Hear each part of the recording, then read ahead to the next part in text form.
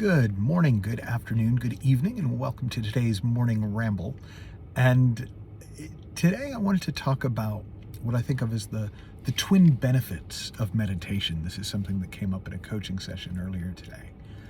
And when I talk about meditation, those of you who know my work know that I'm not really necessarily talking about a practice of meditation. I'm talking about the space of meditation. I'm talking about that space that Sid Banks described as a quiet mind and a beautiful feeling. That space within, that space of pure consciousness, uncontaminated by our personal thinking. But it's also often true of the practice of meditation, the things we might do to access that state with more regularity. And so it seems to me that there are two very real benefits to hanging out in that space, to meditation. And the first is psychological rest. I don't know if you've noticed, but it can get pretty noisy in our heads. And the metaphor that came up when I was talking to the client earlier today was of putting the kids to bed. Like if you've ever had young children or you've ever had to look after young children, you know it can be pretty full on.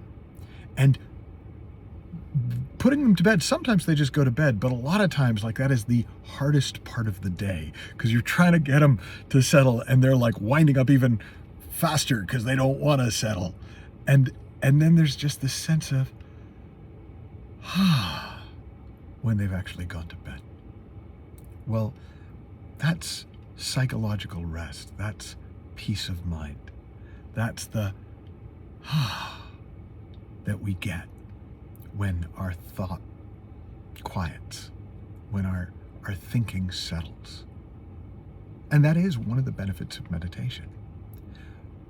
Now, the other benefit of meditation, and the reason meditation is a part of a lot of spiritual traditions and some religious traditions, is it often opens us up to spiritual wisdom. It opens us up to spiritual energy. It allows us to collect mana and life force. It is the space where we can most easily feel the electricity of life as it comes through us and charges us up. I was talking to somebody on a class earlier and they were saying they could feel it in their teeth, that kind of buzzing of that life force energy, that invisible energy, that breath of life, spirit, inspiration, the in-breath of the divine.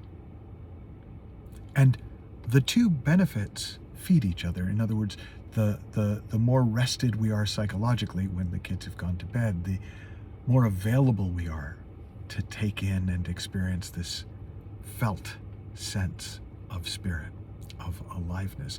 The more charged up we are with the energy of life, the easier it is to kind of let thoughts pass and experience that psychological rest, even when the kids are still awake and they haven't gone to bed yet. And so it's another example to me of the absolute genius of the design, that we are made in such a way that when we allow ourselves to rest psychologically, we awaken more fully to spirit.